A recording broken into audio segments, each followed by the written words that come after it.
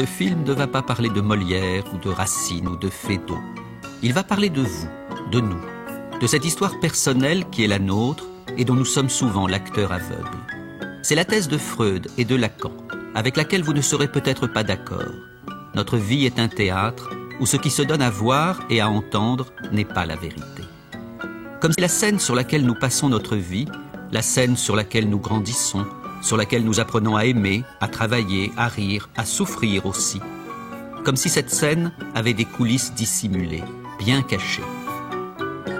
Ces coulisses, pour devenir psychanalyste, ce que je suis aujourd'hui, il faut obligatoirement aller y faire un tour, souvent longtemps. Pour ma part, je suis resté en analyse pendant plus de 8 ans. J'étais en l'air, j'avais à peine dépassé la vingtaine et pas vraiment le choix. Eh bien voilà. Si j'ai fait ce film, c'est pour expliquer pourquoi, un beau jour, on prend la curieuse décision d'aller voir l'envers de son propre décor.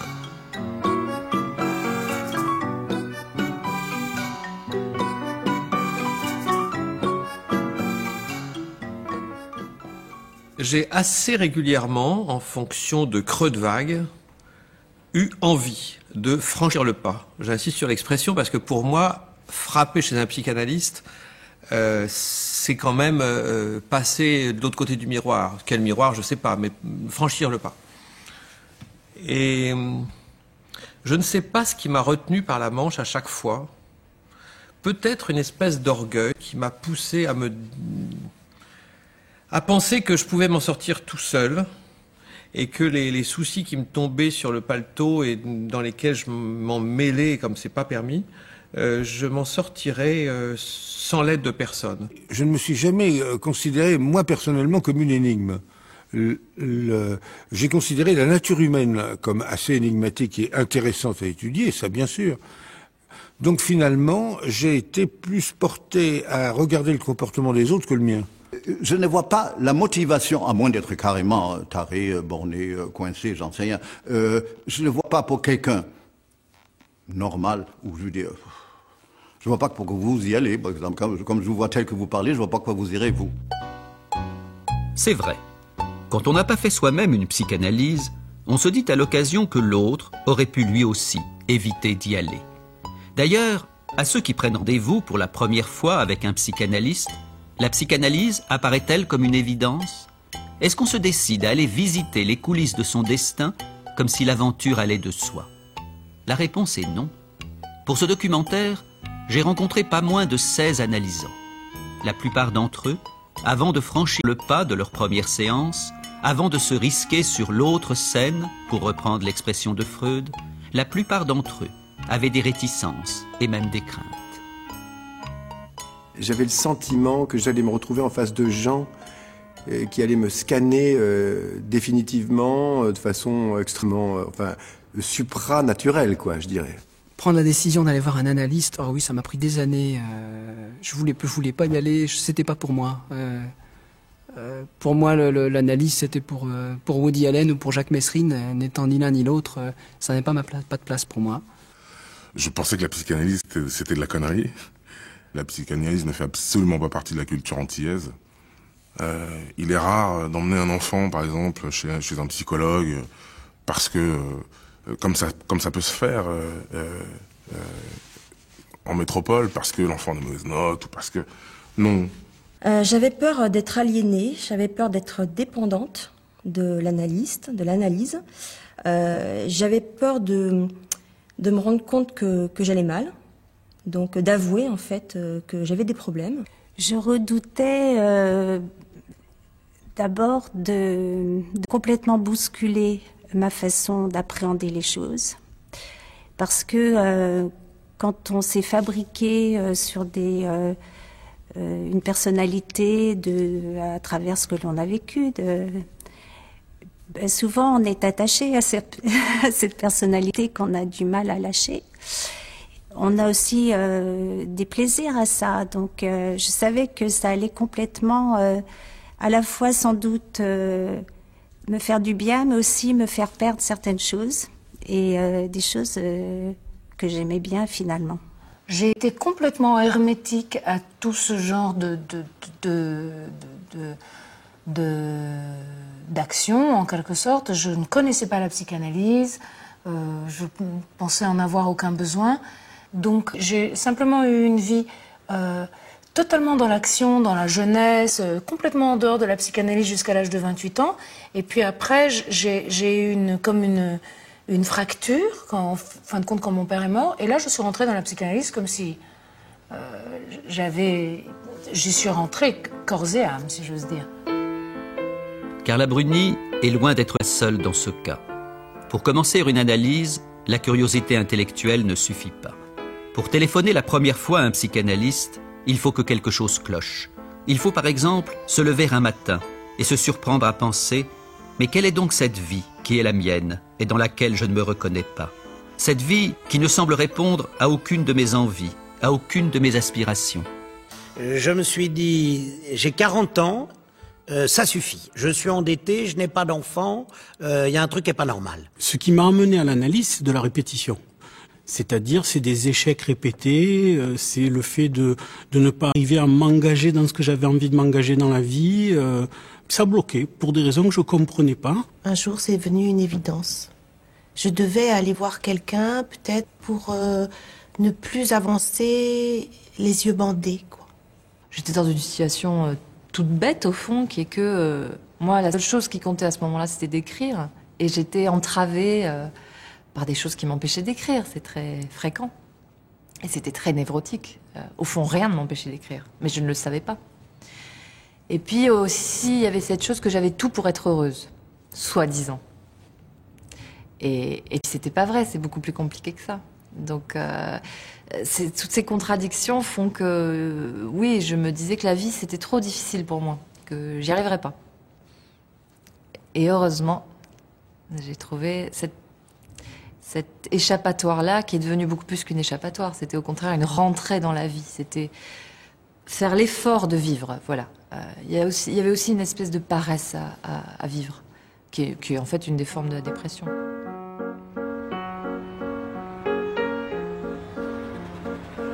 Parfois, à l'origine d'une première séance, il peut y avoir aussi un événement précis qui nous fait basculer dans une autre dimension, là où les histoires qu'on se raconte habituellement sur soi ne font plus le poids.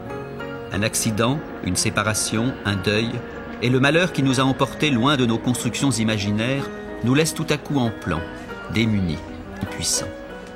Voilà, j'étais marié, j'avais 2 enfants tout petits, et la femme avec qui j'étais est partie. Mais elle n'est pas partie pour un autre homme, elle est partie parce qu'elle voulait vivre autre chose que ce qu'elle vivait, quoi. Donc voilà. J'avais pas d'autre solution que d'aller voir quelqu'un. Il fallait que je comprenne pourquoi on en est arrivé là, quoi. À un moment donné, c'est jamais gratuit, quoi, quand les choses se passent. Je me suis mariée à 20 ans et à 20 ans et quelques mois, on m'a dit que mon mari était atteint d'un cancer et qu'il en avait pour 1 an ou 2 à vivre maximum. Et donc, évidemment, c'est un très grand choc. Et là, le pire avec la maladie, c'est que la maladie inverse les rôles. Le fort, et en l'état des choses, c'était mon mari, devient le faible. Et la faible, c'était moi. Je devais devenir forte pour 2, faire comme si la vie était belle, puisqu'on avait décidé avec le professeur Jean Bernard de ne pas lui dire la vérité. Et c'était très lourd à porter, donc j'avais besoin d'être aidée. Et puis, dans la course effrénée de leur existence, nombreux sont ceux qui envisagent de commencer une psychanalyse parce qu'ils sont confrontés à ce que les psychanalystes ont coutume d'appeler un symptôme. Quelque chose qui non seulement les agite, les angoisse, les interroge, mais encore insiste, comme si c'était l'effet d'un désir énigmatique, venu d'ailleurs, le désir de cet autre que Lacan écrivait avec une majuscule pour en souligner l'étrangeté. Je pense que j'allais mal depuis un moment, mais je me rendais pas réellement compte. C'est-à-dire que je suis quelqu'un d'assez vif, hein, qui aime faire des choses, qui aime bouger, et en fait, ces envies de faire des choses diminuaient jusqu'au jour où je me suis réveillée vraiment, littéralement, j'ai ouvert les yeux un matin, j'ai regardé le plafond et je savais plus pourquoi je me réveillais. Quelle raison j'avais de me lever, quelle raison j'avais même de dormir. Je me doutais que j'allais pas très bien, mais je me doutais pas que j'allais pas bien à ce point-là. Lorsque j'étais dans la rue, J'avais le sentiment, si vous voulez, de perdre connaissance, d'être complètement étrangère à tout ce qui s'animait autour de moi. Et la moindre chose me faisait très très peur. Les gens me faisaient peur et j'avais comme un sentiment de paralysie, quelque chose qui m'attrapait, qui me figeait au sol et qui m'empêchait d'avancer. Mais comment trouver un psychanalyste? Comment savoir qui est le bon, qui saura écouter votre demande et vous aider à tirer au clair votre inconscient?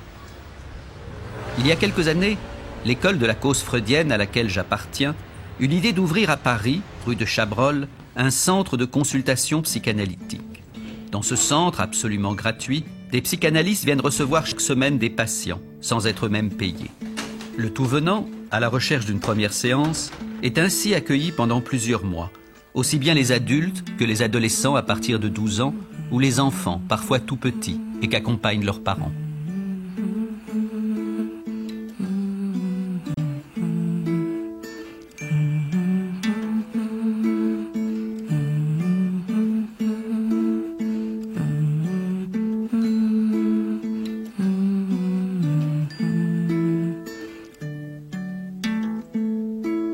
La rue de Chabrol m'a permis de me détendre parce que je n'étais pas seul, je pouvais voir d'autres malades, d'autres analysants qui n'étaient ni Woody Allen ni Jacques Messrine. Ce qui me rassurait, c'est que c'était des gens simples. Les autres analysants étaient des gens simples, des gens souffrants. Ce sont les enfants qui m'ont beaucoup frappé, les enfants et les adolescents. Qui eux ne venaient pas, quelque part c'était pas des analysants qui faisaient ça soit pour devenir analystes eux-mêmes, ou soit par coquetterie. C'était pas des hommes de lettres qui faisaient ce travail par coquetterie. La rue de Chabrol, vous choisissez pas de psychanalyste, c'est même pas lui qui vous choisit, c'est une espèce d'arbitraire administratif. Vous avez pris un rendez-vous dans un pool de psychanalystes, il y a une assemblée de malades et c'est un hall de gare et par hasard vous montez dans ce train-là. Néanmoins, la plupart du temps, pour monter dans le train de la première séance, c'est dans le privé que les gens s'adressent à un psychanalyste. Certains voient la plaque d'un analyste en bas de chez eux et ne cherchent pas plus loin. D'autres ouvrent l'annuaire et choisissent eux aussi au hasard. En règle générale, cependant, on demande une adresse à un ami, voire à un médecin, et puis on appelle. Lorsqu'un patient appelle au téléphone pour prendre rendez-vous, alors que ça va être sa première séance, je ne crois pas que le coup de téléphone fasse partie de cette première séance. Il me semble que la première séance commence lorsque nous nous serrons la main dans la salle d'attente et que je l'introduis dans mon bureau. Ceci dit, il y a énormément de choses qui peuvent se passer au téléphone. C'est toujours moi qui réponds pour donner le premier rendez-vous. Je tiens absolument à entendre l'ébauche, l'esquisse, les premières formulations de la demande de la personne qui prend contact, que ce soit un homme, une femme, un parent. Les demandes d'aujourd'hui se présentent avec une certaines questions communes. Je suis frappée par ça, c'est-à-dire qu'au téléphone, les patients d'emblée peuvent demander combien de temps ça va durer, quel est le prix des séances. Et donc je prends le temps de parler, pas nécessairement de ça, mais de laisser le patient, au fond, dire ce qu'il amène. Et finalement, les premiers mots qu'il peut dire à cette occasion sur ce qu'il amène à consulter, finalement, se révèlent souvent, et après coup, essentiels. Eh bien, c'est là où je peux avoir une indication sur justement qu'il faut que je décide sur l'instant. À savoir, où je le vois tout de suite, le soir même, où je le vois demain, ou dans un mois.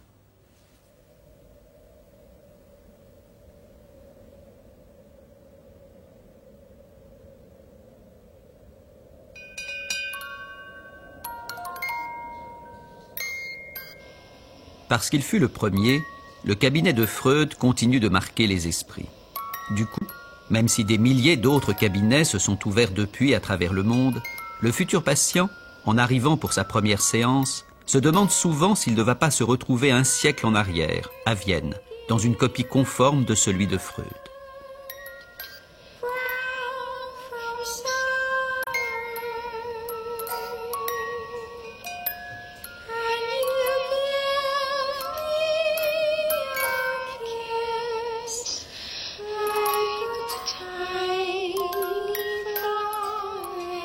Sur ce que devrait être le cabinet d'un psychanalyste du XXIe siècle, Karl Lagerfeld, lui, a 3 idées parfaitement claires. Je pense que ça doit être assez dépouillé. Il ne faut pas que ça soit trop fatras, hein. Assez minimaliste. Hein. Il faut faire le vide pour être entièrement disponible. Pas de trucs au mur, pas de tableau, rien qui accroche l'imagination et qui dévie de ce que la malheureuse personne sur le divan a dans sa tête. Il faut une belle lumière. La lumière, c'est la chose la plus importante. Pas forcément blanc, peut-être un gris perle au mieux, quelque chose d'apaisant, puisqu'il faut qu'il se relaxe et qu'il déballe. Donc, il faut qu'il se sente quand même en confiance, mais que ça tourne pas non plus à la confidence d'hebdomadaires féminins, vous voyez. Quand on reste assis, on doit écouter souvent des propos quand même qui ne doivent pas être très passionnants, parce qu'il y a beaucoup de gens aussi un peu nuls, un peu ennuyeux. Ils analysent pas que des cas passionnants. Et ça serait un bon exercice pour les analystes debout, parce qu'ils seraient plus agressifs, plus forts, moins ramollis. Quand je suis rentré dans son bureau la première fois, c'était pas du tout organisé. C'était d'abord, il avait beaucoup de retard. Ensuite, il savait plus dans quelle heure étaient ses rendez-vous. Ensuite, dans la pièce où il y avait le divan, il y avait des papiers dans tous les sens. Lui-même, dans son look, il est un peu lunaire. Mais je suis arrivé sur une autre planète un peu pour moi, et une planète très très loin de ma rigueur à l'époque, sans aucune insouciance, une rigueur un peu trop contraignante. Donc ma contrainte confrontée à sa liberté, ça fait l'alchimie en fait. Il y a un analyste qui fut un temps célèbre en Argentine qui recevait dans un décor de laboratoire, toujours habillé avec la même blouse blanche. N'est-ce pas ? Il avait une idée comme ça que la psychanalyse devait démontrer qu'elle était scientifique, donc il fallait absolument rien faire varier du dispositif. C'est pas du tout mon cas, je dois le dire, dans mon propre cabinet, même s'il y a quand même des tableaux qui restent en place, ou des tapis, mais il y a quand même beaucoup d'objets qui bougent, ne serait-ce que parce que je reçois aussi des enfants et que touche un peu à tout.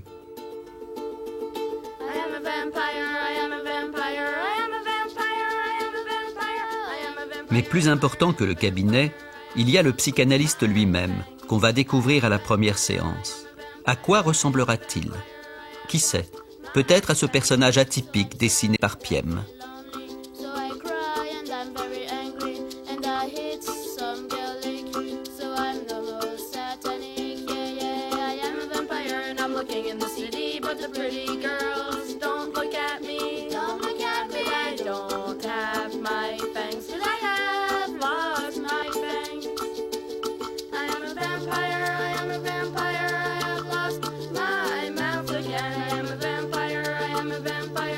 En tout cas, plus souvent qu'on ne l'imagine, la première séance peut être aussi la dernière, quand d'emblée, la rencontre ne se révèle pas concluante. J'avais une amie qui était psychanalyste. Elle m'avait dit, écoute, tu vas, sa poignée de main, son regard, l'endroit où tu t'assieds, quoi que ce soit, il y a un truc qui te déplaît, tu vas ailleurs. Si t'es pas bien, tu vas ailleurs. Je n'avais absolument rien à lui dire. Et je me demandais ce que je fichais là. Comme on dit, il n'y a pas du tout eu de transfert. Et je voulais m'en aller et il fallait bien que je lui dise quelque chose. Et donc je lui ai dit que j'étais très embêtée parce que je me rongeais les ongles. Alors que j'étais au bord du suicide quand même. Et elle a pris ça très très au sérieux. Elle n'a pas entendu ma demande au fond.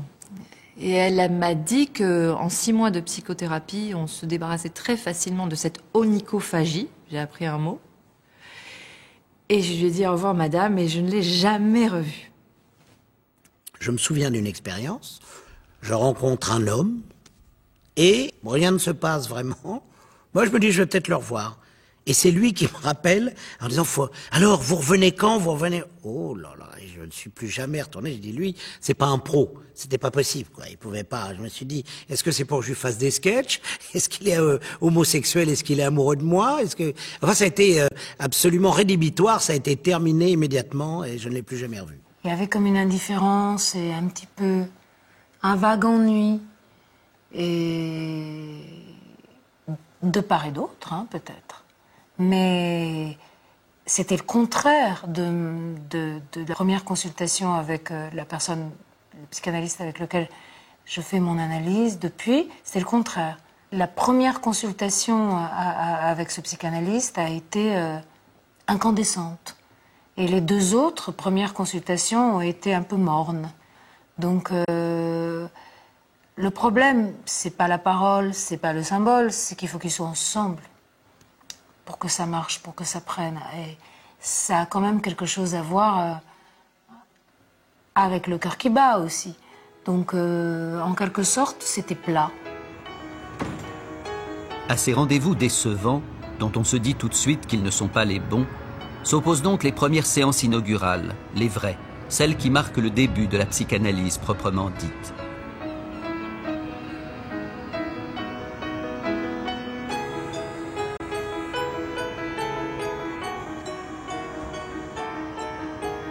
Mais que s'est-il passé ce jour-là de différent? Pourquoi s'est-on convaincu que c'est là, dans cette rue, dans cet immeuble, qu'on allait revenir?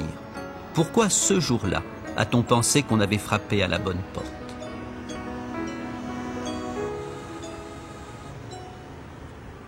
Alors, d'abord, c'est une femme qui est gentille, qui a une énergie gentille. C'est pas d'une gentillesse... c'est pas une gentillesse molle ou que je sens, parce que moi, je sens. Je sens quand c'est un peu falsifié. Mais voilà, c'est pas une gentillesse mondaine ou clinique. C'est une gentillesse tout court, voilà. Et puis, une énergie. C'est quelqu'un qui dit « Bonjour, ça va ?» Et alors, ça veut sans dire « Bonjour ». Eh ben on y va. Elle est toujours oppressée. Puis il y a un casque de moto à l'entrée.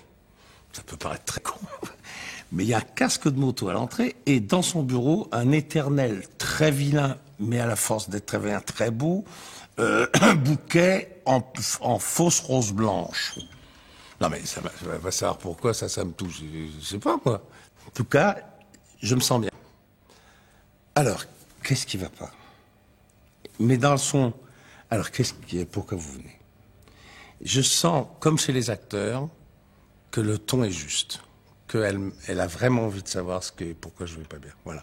C'est comme chez les acteurs, c'est comme à une audition. J'ai tout de suite senti que c'était le bon endroit, le bon analyste, mais c'était plus quelque chose d'instinctif que quelque chose de réellement réfléchi ou raisonné.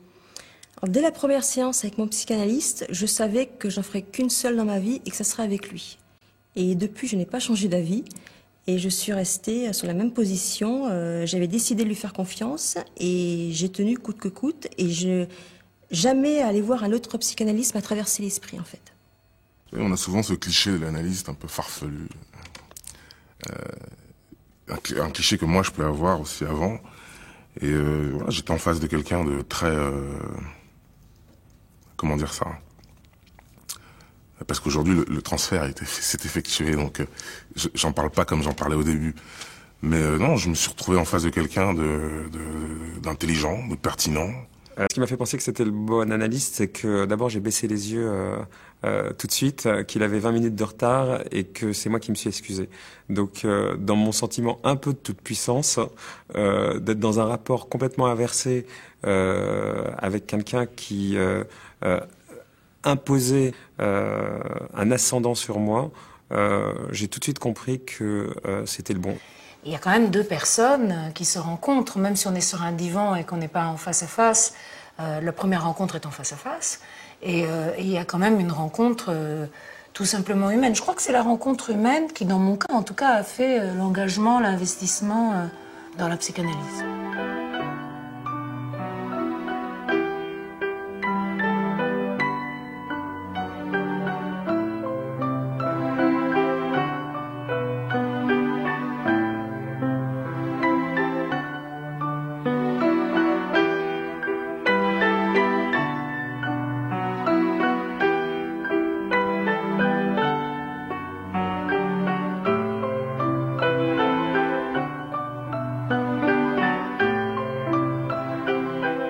Ça s'est absolument pas passé comme je l'imaginais, puisque le jour où j'ai pris rendez-vous, j'étais totalement aphone, ce qui m'était strictement jamais arrivé de ma vie. J'étais assez hallucinée par ce que j'étais capable de me faire toute seule. C'est assez hallucinée par le fait que j'étais capable de me couper la voix le seul jour où on me demandait réellement d'exprimer. J'avais imaginé un certain nombre de choses. Ce que je n'avais pas imaginé, c'est au fond ce qui s'est passé. C'est-à-dire, ce que je n'ai pas imaginé, c'est le degré d'émotivité qui s'est immédiatement emparé de moi. Ça, c'était absolument inattendu. C'est-à-dire qu'au fond, j'ai le sentiment qu'on arrive avec des raisonnements et qu'au moment où on se retrouve devant le psy, quelque chose se passe qui est en dehors du raisonnement. On n'est plus dans un rapport de raisonnable. La seule présence du type en face de vous provoque quelque chose qui est totalement inattendu.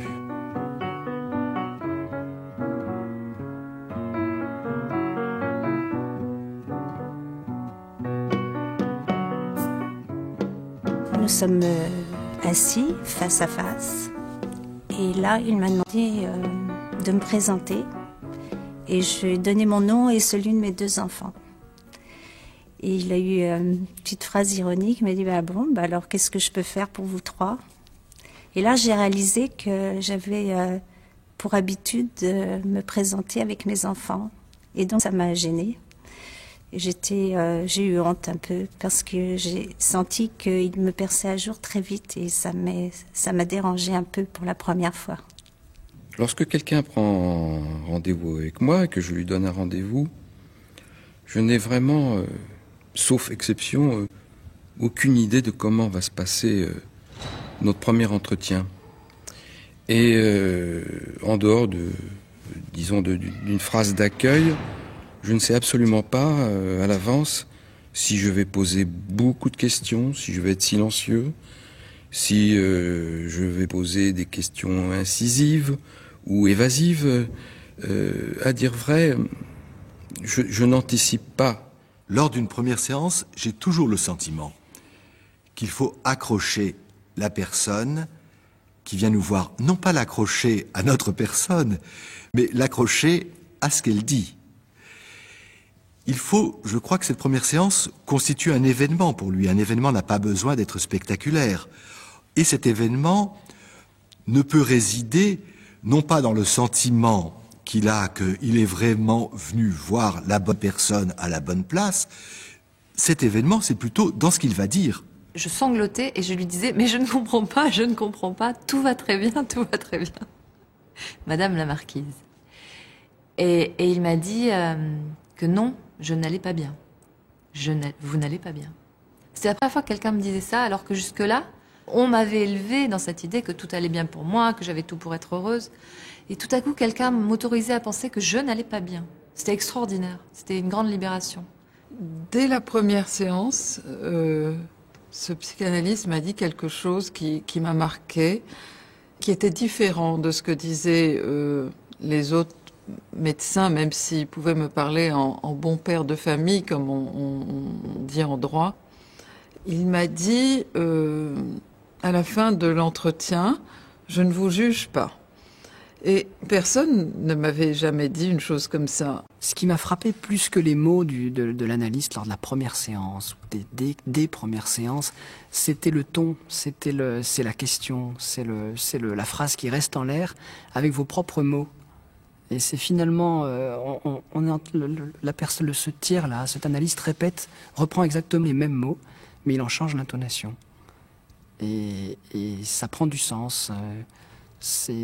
Quelqu'un d'autre dit ce que je viens de dire.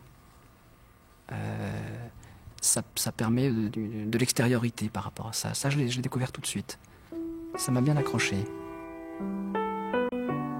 En effet, le psychanalyste ne juge pas. Et ce n'est pas non plus quelqu'un qui met ses mots dans votre bouche. En fait, il prend vos propres mots et en produit du sens en les télescopant. Et chose étonnante, en maintenant entre vous et lui une étrange distance, en cultivant une apparente froideur qui ne peut que surprendre à la première séance. Moi, je lui racontais ce qui me posait problème et ainsi de suite, et il n'y avait pas vraiment de réaction de son côté. Il me répondait sur le même ton, quoi que je dise, ce qui était à la fois très frustrant. Ça me donnait l'impression de me dire, mais il se rend pas compte que j'ai mal, que ça va pas. Et en même temps, c'était hyper rassurant. C'est vrai que c'est un choc de voir quelqu'un qui est censé nous redonner du courage, être aussi froid. Parce que le psy est froid. À croire même qu'il faisait exprès d'être aussi antipathique. Voir madame, comme ça, très froid, et il disait rien, et de temps en temps, il s'animait, il faisait ses mais c'était quand je le voyais pas, c'était derrière mon dos. Et devant moi, il revenait avec son masque de froideur. Le fait de pouvoir finalement craquer, pleurer, se laisser aller, et avoir cette personne finalement qui respecte ça sans vous sauter dessus, en attendant un petit peu que les choses passent, ça fait finalement que ça passe relativement vite et qu'on peut se remettre dans le discours. Il est vrai que lors de cette première séance, le patient amène là des souvenirs douloureux, des choses qu'il n'a jamais dit à personne, des rêveries dont il a honte, ce que Freud appelait les intimités. Bon, et donc on confie pas ça facilement. Donc, effectivement, ça nécessite un mode de présence très particulier. C'est accueillir sans juger, sans prendre position et aussi sans s'émouvoir. C'est-à-dire, c'est une présence justement dans laquelle on s'identifie pas au patient pour lui permettre justement de mieux se situer par rapport à ce qu'il dit. La distance de l'analyste, pour moi, est pas du tout vécue comme un manque affectif. Enfin, ça ne me pose aucun problème. Au contraire, c'est même totalement nécessaire. S'il se mêlait d'avoir quelque chose d'affectueux envers moi, une envie de consolation, ça serait sûrement je pars tout de suite. Cette impassibilité attentive, que Freud appelait plutôt la neutralité bienveillante, et qui surprend tant lors de la première séance, Patrice Lecomte a essayé de la saisir dans Confidences trop intimes, dont Catherine Cabrol a photographié le tournage. Je pense que la psychanalyse est cinématographique, même dans son économie d'action, c'est le moins qu'on puisse dire, pour une raison très simple. C'est que la psychanalyse, il y a, surtout dans la première séance, puis dans les séances qui suivent, il y a des enjeux émotionnels qui sont si forts que pour aller capturer ces moments de trouble, ces vertiges, ces flottements éventuels ou ces abandons, il y a vraiment que la caméra pour faire ça, pour être au plus près des regards, des vibrations, des frémissements, de tout ce qui se trame, quoi, qui peut être très ténu, quoi. Et le cinéma est merveilleux pour ça. Mais justement, dans ce contexte où se mêle le trouble à l'abandon, on imagine que les paroles du psychanalyste sont rares, et cela inquiète celui qui ne s'y est jamais frotté. Si je devais aller voir un psy, et donc si je devais affronter cette première séance, j'aurais trop peur, moi qui suis par ailleurs assez volontiers bavard, j'aurais trop peur d'être désemparé et de lui dire « Vous voulez que je vous raconte quoi ?» Et il ne me répondrait pas.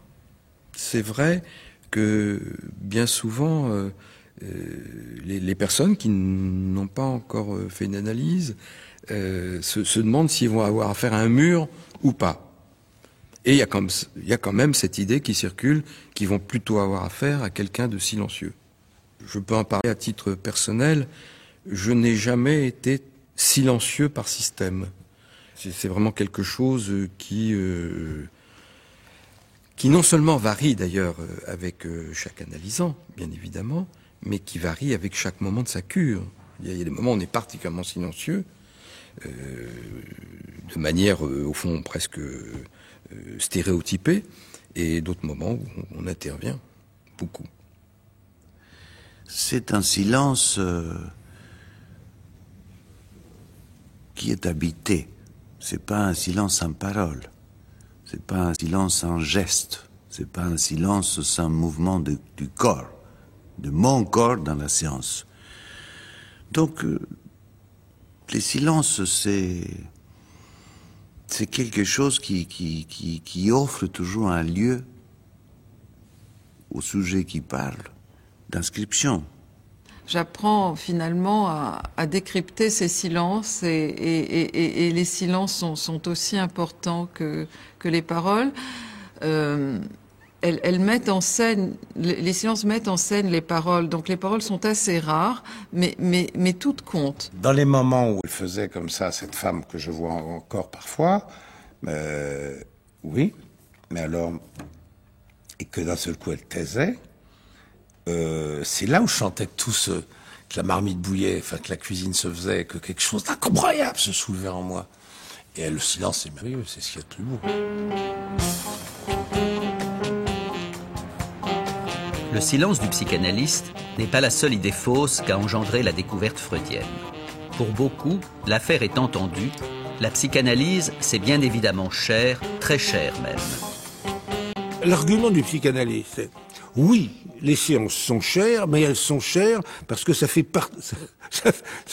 partie du traitement. Bon, c'est formidable. C'est fantastique. C'est une trouvaille. Alors là, c'est là où je me suis dit, c'est quand même astucieux. C'est par rapport à la compréhension d'une grosse partie des éléments de la nature humaine, c'est vraiment intéressant. Le goût du paraître, le goût du cher, le goût des trucs comme ça, je trouve ça astucieux, quoi.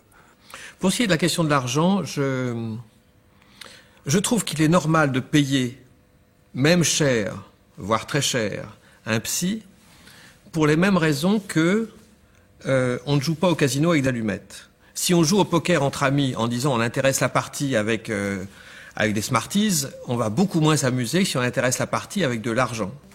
Et j'ai tendance à penser que chez un psy, on doit intéresser la partie. En matière d'argent, je suis intraitable, écrivait en effet Freud. Mais la réalité du prix de la psychanalyse n'en est pas moins bien différente de ce qu'on raconte souvent à tort. Lorsque j'ai commencé mon analyse, j'étais chômeur, je gagnais presque rien. Et effectivement, je me demandais si j'allais pouvoir faire une analyse. D'abord, j'ai choisi un analyste qui était aussi psychiatre pour pouvoir bénéficier de la sécurité sociale. Et lorsque je lui ai téléphoné pour prendre mon premier rendez-vous, c'est la première chose dont j'y ai parlé. Je lui ai demandé comment ça allait se passer de ce côté-là. Il m'a répondu qu'effectivement, en analyse, il fallait payer, mais que ça ne devait pas non plus être un empêchement et qu'on allait en discuter. La première séance, j'ai donné ce que je voulais, ce que je pensais pouvoir donner. Et puis, à la séance d'après, on a établi avec mon analyse, en fonction de mes moyens, le tarif de la séance. Donc, j'ai été sécurisée par rapport à ça. Et je savais que je pourrais continuer. Il agissait un peu comme Zorro, et en fait je trouve qu'il a entièrement raison, c'est-à-dire qu'il prenait aux riches pour donner aux pauvres en quelque sorte, c'est-à-dire j'étais quand même assez fauchée, et donc il m'a pris un prix très raisonnable, et entre-temps, ce qui s'est passé, c'est que j'ai écrit Truisme, et là j'ai été vraiment augmentée, mais il avait entièrement raison. La question de l'argent peut apparaître à la fin de la première séance, ou plus tard, et tout dépend des enjeux qui sont en place. Mais les plus habituellement, c'est moi qui ai introduit la question, en lui demandant combien il pensait y mettre. Ce qui a été le plus surprenant finalement pour moi, c'est qu'on m'a demandé quelle valeur j'étais prête à donner à ces séances.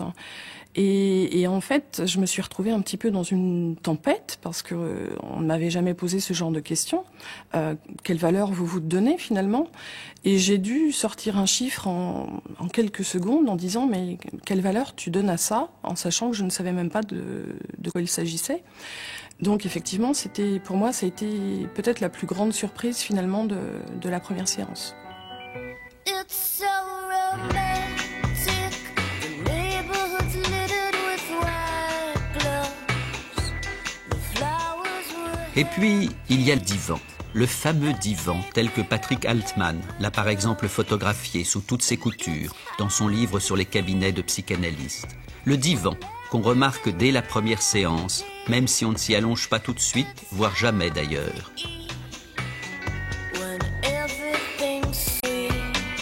Je ne me suis jamais allongé sur le divan, je ne dis pas que je m'allongerai jamais sur le divan. Pour moi, C'est tout à fait une possibilité. Je pense que c'est une autre approche que celle que j'ai pu avoir jusqu'à présent. Jusqu'à présent, pour moi, dans ma tête, c'est peut-être faux, mais pour l'instant, à chaque fois que j'y suis allé, c'était pour répondre à une forme de problème précis, presque. Même si, évidemment, fort heureusement d'ailleurs, ça débouche sur d'autres surprises. Finalement, on arrive pour un problème précis et on repart avec d'autres sujets de préoccupation. Mais je pense que pour moi, au moment où je me dirais, tiens, je vais m'allonger, ça sera plutôt en me disant, bon, il faudrait que j'effectue un travail plus long, plus en profondeur, enfin voilà. Ça sera moins ponctuel, voilà. Je me suis allongée, mais je n'aime pas être allongée. Mais je suis restée allongée 8 ans. Mais ce n'est pas en étant allongée que j'ai... Ça, c'est personnel. Que j'ai lâché la mare. Parce qu'être allongée, c'était tellement artificiel pour moi. Je suis si nerveuse, en quelque sorte, physiquement, qu'être allongée avait quelque chose d'artificiel qui apporte beaucoup de choses à beaucoup de gens que je connais, qui m'en ont parlé, et au contraire, qui peuvent parler d'une toute autre manière. Moi, au lieu, j'ai l'impression d'être dans une mascarade. Et alors, je me tiens. Tandis que depuis 2 ans, maintenant, je suis en face à face, sans regarder mon psychanalyste particulièrement, on n'est absolument pas dans une conversation, mais le fait d'être dans une situation beaucoup plus civile, en quelque sorte, m'aide, bizarrement moi, à parler librement, notamment pour les rêves. Pour moi, ma première séance, c'est pas la première fois où j'ai vu mon analyse, c'était 2 séances après, la première fois où je me suis allongé. La vraie première séance pour moi, elle a commencé 2 semaines après, en fait. Être face à quelqu'un et discuter, c'est un rapport trop quotidien pour que je puisse aller chercher dans le ailleurs. Je suis trop maîtrisé et trop cadenassé. Le fait d'être allongé, en fait, m'a libérée, finalement. Parce que je n'avais plus quelqu'un en face de moi qui me regardait, parce que j'avais cette espèce de liberté de pouvoir m'exprimer sans avoir cet œil, en fait, et donc d'avoir toute liberté de parler de tous les sujets, aussi pénibles qu'ils soient. Il m'a très très rapidement allongée, comme on dit. Et c'est ce que je cherchais. Je voulais le divan sans le savoir. Je voulais pouvoir me plonger vraiment dans une espèce de... Le flux des associations d'idées, cette espèce de rêverie à voix haute, me correspondait extrêmement bien. Correspond très bien à ma façon de penser. Je m'étais cognée 20 ans d'éducation nationale, avec les plans en 3 parties, les dissertations, les concours, les examens, tout ça. Quelle libération de pouvoir penser autrement, quoi. Si on est allongé, c'est une position qui permet... c'est technique, tout ça est technique, donc je l'assume absolument parfaitement. Parce que je sais que quand on est face à quelqu'un et qu'on bavarde, on fait pas du tout le même travail que si on est allongé, qu'on est seul avec ses souvenirs, qu'on les laisse remonter, quelqu'un dont c'est le métier, un professionnel, note, travaille et vous dit, voilà, toc, toc, et appuie sur des points sur lesquels on va travailler. Non, c'est normal. Le boucher a des couteaux et le psy a un divan. Mais à la différence du boucher qui, fort heureusement, ne refuse jamais de vous vendre sa marchandise, il arrive que le psychanalyste, au terme de la première séance, et avec toutes les précautions d'usage, dise non. Pour moi, j'allais comme chez le médecin et a priori le médecin il est là pour vous soigner et donc vous venez avec un problème et vous arrivez, vous faites partie de sa clientèle. J'ai tout de suite perçu, sans que ça passe par des mots, que avant de avoir une autre séance puis des dizaines d'autres, il fallait qu'il soit d'accord. Et c'était le seul aspect de la première séance que j'avais pas imaginé. C'était l'examen de passage que finalement j'étais en train de passer. C'était pas moi qui choisissais mon analyste, mais c'est mon analyste qui choisissait s'il allait ou pas me prendre et m'accompagner dans mon travail. Oui, il y a des patients que l'on peut dissuader. Soit dans le cas où on estime que justement il y a un malentendu sur l'adresse, au fond, il vient consulter comme il consulterait un médecin, et donc il attend une réponse prête à porter. à ce qui constitue un problème pour lui, et donc il ne considère pas justement qu'il y est pour quelque chose dans ce qui lui arrive. Et puis il y a aussi le cas de patients qu'on peut dissuader parce que justement le fait de parler, ça peut être... Enfin, il est communément répandu que parler fait du bien, et puis il y a des patients pour qui c'est plutôt contre-indiqué. Simplement le fait même de parler les confronte à une difficulté profonde, ou les conduirait à une certaine dérive, une certaine désorientation. Donc, ce sont des patients qu'on peut plutôt dissuader. Ce qui m'a beaucoup choquée, c'est qu'une fois que je lui ai dit pourquoi j'étais là, il a pris une feuille et il m'a conseillé un de ses confrères. Et là, j'ai failli m'effondrer en larmes, comme si j'avais raté l'examen le plus important de ma vie. Je savais pas du tout si je voulais continuer, mais je savais juste une chose, c'est que je voulais qu'il m'accepte. Et je lui ai dit, tout ce que je vous ai dit, je pourrai plus jamais le dire à personne d'autre. Et il a laissé encore un silence, et il m'a dit, on se verra 2 fois par semaine, le lundi à 14h et le jeudi à 17h.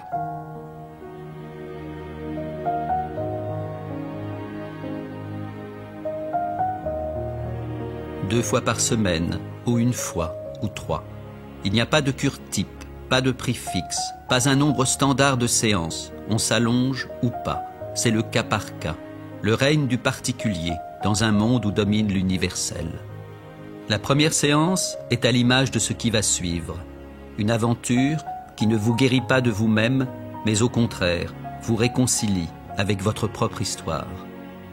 Je peux pas dire que toutes mes angoisses aient disparu, comme c'est pas miraculeux. Hein. Je suis pas allée voir Jésus quand je suis allée voir le psy. Mais cependant, j'ai appris à gérer, j'ai appris à comprendre sans doute, et puis à faire face. J'ai réussi à séparer la littérature un tout petit peu de ma vie, suffisamment pour pouvoir écrire. J'avais besoin de cette espèce de pas de côté. C'est d'ailleurs comme ça que je suis devenue un écrivain de fiction. Raconter ma vie dans mes livres, ça, c'est pas mon truc. Je lis des autobiographes, mais je me suis libérée de moi en écrivant de la fiction. Pour moi, c'est une libération. Et aujourd'hui, ou en partie, puisque j'ai encore du chemin, mais je suis libéré de contraintes qui n'étaient pas les miennes. La psychanalyse n'a rien changé fondamentalement chez moi. Je suis toujours la même personne. Mes centres d'intérêt globalement sont les mêmes. La grosse différence, c'est que je me suis lancé. C'est-à-dire que ce que j'avais envie dans la vie, j'ai essayé de le réaliser. J'ai recommencé des études que j'ai pu mener à leur terme. J'ai pu m'engager politiquement parce que j'en avais envie, parce que ça me plaisait. Voilà, je dirais que vraiment, la seule chose que ça a changé, c'est le fait de pouvoir mettre en acte ce que j'avais envie de faire. Je n'ai pas eu la classique pensée qui est de se dire « Oh mon Dieu, ça va m'enlever ma créativité », mais j'ai eu plutôt la pensée de me dire « Si je suis plus à l'aise dans mon existence, forcément je vais pouvoir travailler plus ». Et c'est précisément ce qui s'est passé, c'est-à-dire que non seulement ça n'a pas du tout entamé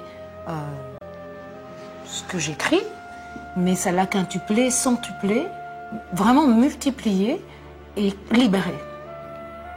Il y a une image de quelqu'un qui abat un mur jusqu'aux fondations et qui reconstruit son mur brique par brique et voilà, qui reprend sa place, qui s'installe dans la vie et qui avance en fait.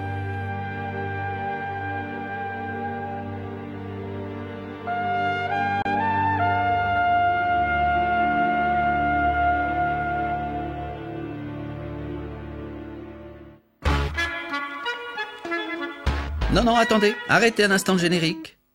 Qu'est-ce qui se passe, Patrice? Il y a quelque chose qui ne va pas? Il y a quelque chose qui me fait un tout petit peu peur dans le processus de l'analyse. Oui, et c'est quoi? C'est le fait que j'entends dire beaucoup qu'une analyse, on sait quand ça commence, on ne sait pas quand ça finit. Continuez. Je crois donc que ce qui m'angoisserait, conditionnel, c'est pas tant la première séance, qui déjà me fout un peu la pétoche, mais c'est l'idée de la dernière séance, dont je pense qu'elle n'existe pas. D'accord, je vois. On est reparti pour un autre film. What you not telling you about AIDS, and you're not telling them about consequence, no. You talking like you a G, but you a killer killing your own. You're just a racist man's pussy. Tell me who wants to know what, when, who, where.